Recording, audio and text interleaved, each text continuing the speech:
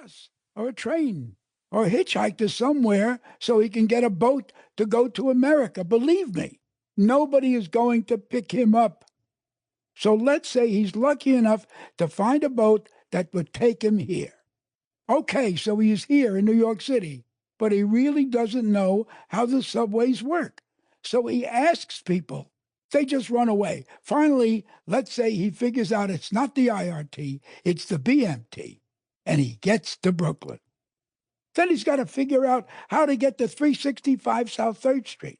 Okay, it's going to be a long walk, so let's say he finally gets to Williamsburg and he finally finds our tenement. But remember, all the windows at 365 are going to be wide open, and he's had a long journey, so he must be very hungry. So if he has to kill and eat somebody, he probably would go through the first floor window and eat all the Rothsteins who are living in apartment 1A. And once he's full, there's no reason for him to go all the way up to the 5th floor and eat you. The story made good sense to me. Okay, I said, open the window. I'll take a chance. And that's how my patient, loving mother solved only one of the many problems I would hand her each day.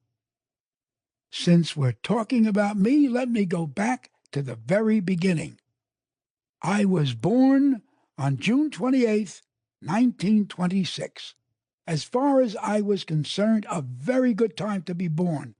Maybe not so good a date for the Archduke Ferdinand of Austria, as it was the 12th anniversary of his assassination, which kicked off World War I. But in America, things were good. We were still at peace, and the Great Depression wouldn't start until 1929. I was born in the Williamsburg section of Brooklyn, New York.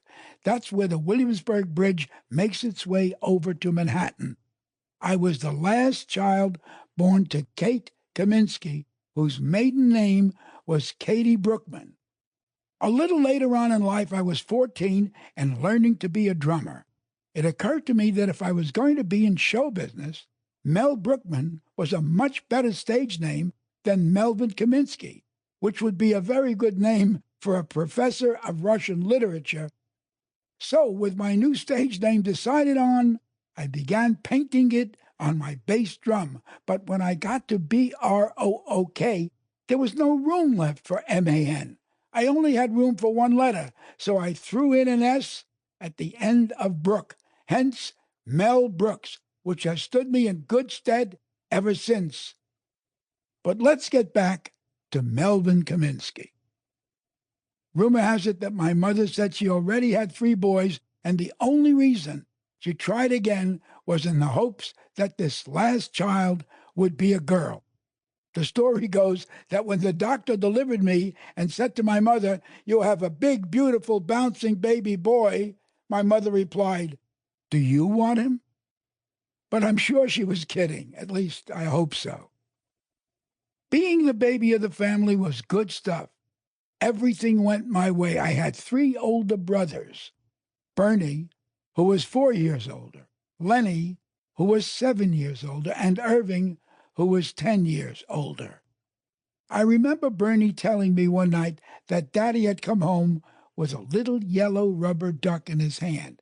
Bernie was sure the duck was for him, but Daddy went right past his eager face and, of course, gave it to the baby, me.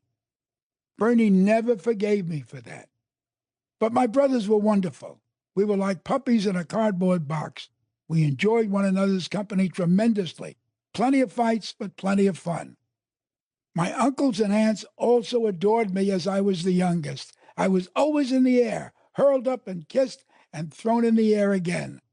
Until I was 5, I don't remember my feet touching the ground. When I was only 2 years old, my father died. Max, like so many others at that time, was swept away by tuberculosis.